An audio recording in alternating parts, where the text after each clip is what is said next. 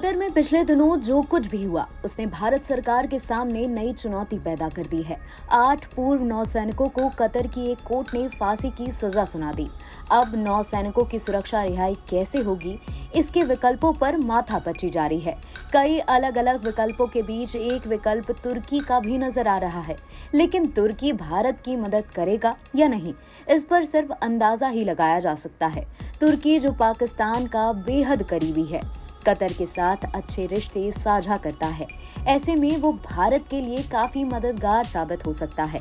अखबार दैनिक भास्कर ने सूत्रों के हवाले से बताया कि भारत कतर को मनाने के लिए कई राजनयिक प्रयासों के लिए आगे बढ़ रहा है। इनमें से एक है तुर्की की मदद लेना। कहा जा रहा है कि तुर्की के कतर के शेख तामीम बिन हमाद अली थानी के परिवार से काफी अच्छे रिश्ते हैं। ऐसे में भारत सरकार में कई अधिकारी तुर्की को मध्यस्थता बनाने से पहल पर जोर दे रहे हैं।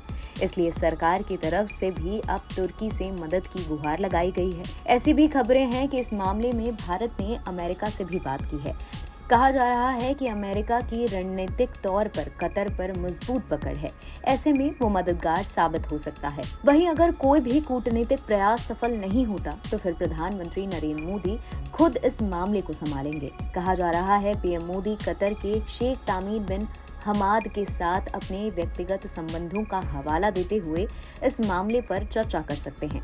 भारत कतर के बीच पारंपरिक रूप से अच्छे द्विपक्षीय संबंध हैं। दोनों देशों के बीच करीब 15 अरब डॉलर का द्विपक्षीय व्यापार है और उसमें भी इजाफा हो रहा है। भारत कतर से एलएनजी और एलपीजी खरीदता है, वहीं भारत से केमिकल, लोहा, तांबा, खाद्य पदार्थ खरीदता है। कतर भारत से 52% तक एलएनजी सप्लाई करता है। भारत और कतर के बीच साल 2008 में एक रक्षा सहयोग समझौता भी साइन हुआ था।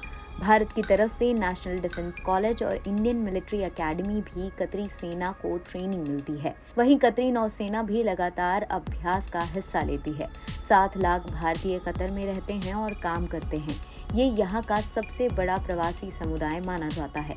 इतने अच्छे रिश्ते के बाद भी हाल के कुछ सालों में खाड़ी क्षेत्रों में भारत के बाकी प्रयासों ने कतर के साथ संबंध को प्रभावित किया है। खाड़ी में कतर के अलग थलग पड़ने का मतलब ये है कि सऊदी अरब और यूएई के साथ भारत के संबंधों को पक्ष नहीं मिल रहा है। कतर पारंपरिक रूप से मुस्लिम ब्रदरहुड को समर्थन करता है। तालिबान के अलावा हमास और हिजबुल्लाह के नेता यहाँ यात्रा करते हैं और रुकते हैं। तुर्की, पाकिस्तान, मलेशिया के साथ कतर को ओआईसी में यूएई सऊदी अरब गठबंधन के लिए चुनौती के रूप में देखा जा रहा है। ऐसे में पाकिस्तान के साथ निकटता भारत के लिए एक खतरा भी हो सकती है।